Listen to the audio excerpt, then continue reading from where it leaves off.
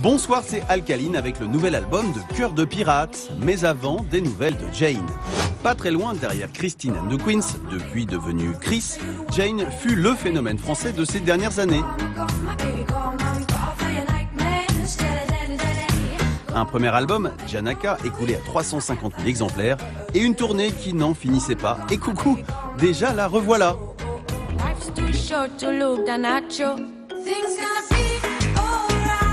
Avec All Right, elle tease sur son prochain album et s'offre même un warm-up tour français entre Nîmes le 21 mai et Grenoble le 2 juin, qui passera aussi par Rouen, Angers, Saint-Lô et Saint-Malo. Et de nombreux festivals d'été. Chouette, Jane revient, mes lapins. Beaucoup ont découvert Fatoumata Diawara dans la folle aventure La Momali, autour de Mathieu Chédid. La culture malienne n'avait jamais été aussi valorisée, comme si on s'était rendu compte. Il y avait une prise de conscience de la valeur de nos instruments, de notre tradition musicale, de notre culture, et comme si les artistes avaient compris qu'ils pouvaient changer quelque chose à travers la musique. Cette immense chanteuse malienne, que l'on a aussi vue au cinéma dans le multi-césarisé Timbuktu, vient de sortir son deuxième album, coproduit par Mathieu Chédid, justement. Fenfo, c'est son titre, oscille entre folk, pop et blues. Il est entièrement chanté en bambara, la langue nationale malienne.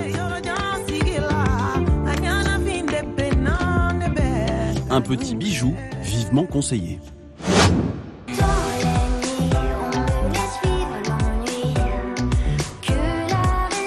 Cela faisait un bail que l'on n'avait pas reçu de carte postale musicale de la part de la chanteuse québécoise et tatouée Cœur de Pirate. Elle était sortie de sa dernière tournée épuisée, pour ne pas dire déprimée.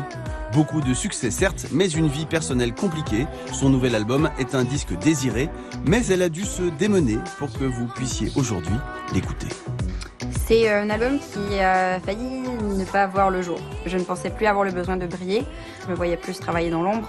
Et tout d'un coup, il est arrivé des choses dans ma vie qui ont fait en sorte que je pense que j'avais encore un peu quelque chose à dire, je pense, et que les gens pouvaient se retrouver là-dedans. D'abus, je vis d'erreurs, tes mots comme une loi, comme une prémonition. Régulièrement, les artistes vous sortent la carte du disque introspectif. Pour Cœur de Pirate, ce n'est pas un cliché. En cas de tempête, ce jardin sera fermé, c'est son titre, est un voyage dans sa chair et sa psyché. C'est la première fois que j'ai eu une façon psychologique d'aborder un disque et qui m'a grandement aidée, non seulement parce que c'était, oui, une forme de thérapie, mais c'est la première fois que j'apprends de mes erreurs, en fait. C'est le disque le plus sincère, probablement, mais qui peut se rattacher à tout et à tout le monde. C'est aussi le disque qui m'a fait le plus grandir. Et quand le jour se lève, je reviens vers toi. Et le mot qui vient, c'est honnêteté, sans vouloir devenir un porte-étendard. Cœur de Pirate touche à la triste universalité de la violence conjugale, de la solitude et de ses excès.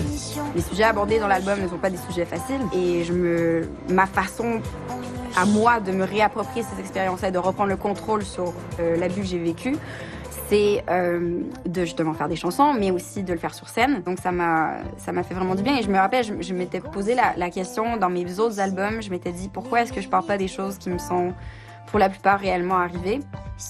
Et justement parce que j'avais peur de vexer, j'avais peur de froisser les gens, alors que vraiment, je pense que là, c'est important de le faire. On se quitte avec Kaylee Hutchis sur le titre Miami. À lundi, les amis.